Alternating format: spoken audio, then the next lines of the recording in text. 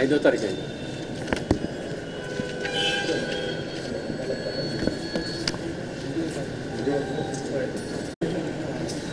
Right sir, okay sir,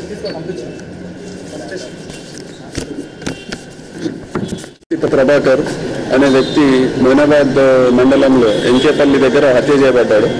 so ఈయనకి సంబంధించి ఆధారాలు సేకరించిన తర్వాత ముందు అన్ఐడెంటిఫైడ్ బాడీ కింద రిజిస్టర్ చేయబడ్డది 302.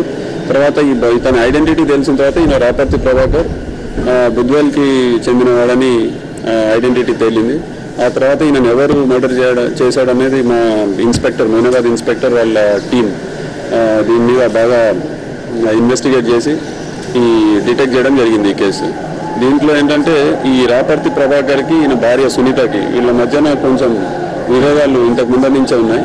సో దీన్ని ఆసరాగా తీసుకొని నరసింహదాస్ గౌడ్ అనే వ్యక్తి ఈ సునీతకి వాళ్ళిద్దరికి కొద్దిగా అక్రమ సంబంధం ఉన్నట్టు తెలిసింది. సో వీళ్ళిద్దరూ ప్లాన్ చేసి సాదిక్ అనే ఇంకొక ఈ నరసింహగౌడ్ అనే అతని ఫ్రెండ్ ఎవరైతే ఉన్నాడో సాదిక్, అతని హెల్ప్ తీసుకొని అతనికి ఈ చనిపోయిన ప్రభాకర్కి 5వ తారీఖు సాయంత్రం బాగా అతనికి మందు రాయిపించి అతన్ని కారులో తీసుకెళ్ళి ఎంకేపల్లి విలేజ్ దగ్గర అతని కారులో నుంచి దింపి ఒక రాయి మీద పడుకోబెట్టి, బండల మీద పడుకోబెట్టి అదే ఇంకొక రాయి తీసుకొని తల మీద ఇద్దరు, ముందు నరసింహదాస్ గౌడ్ తర్వాత సాదిక్ ఇద్దరు రాయితో అతన్ని గ్రనైట్ రాళ్లతో తల మీద కొట్టి చంపేసినారు. చంపిన తర్వాత వెంటనే అక్కడి నుంచి లేడీకి కూడా వాళ్ళు ఇన్ఫార్మ్ చేయడం జరిగింది. సో ఇది మా కొంచెం టైం బట్టి భార్యకి నాలెడ్జ్ ఉండే జరిగింది.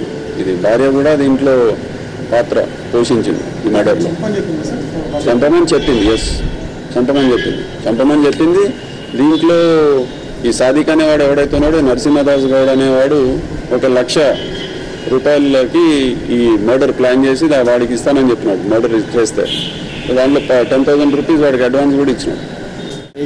2009లో కూడా ఒక మర్డర్ కేసులో అక్యూజ్డ్ వీడు. సో చింతల్మెట్లో జరిగిన మర్డర్లో. సో వీడి మీద ఈ సెకండ్ మర్డర్ అయింది. ఇప్పుడు వీడి మీద రౌడీ షీట్ ఓపెన్ చేస్తాం.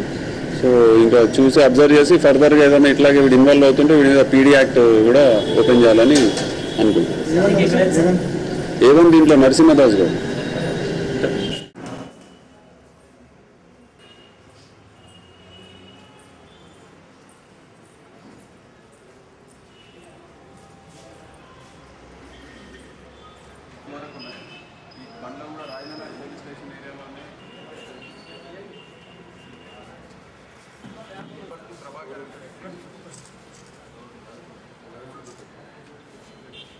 రాపర్తి ప్రభాకర్ అనే వ్యక్తి మొయినాబాద్కి సంబంధించి ఆధారాలు సేకరించిన తర్వాత ముందు అన్ఐడెంటిఫైడ్ బాడీ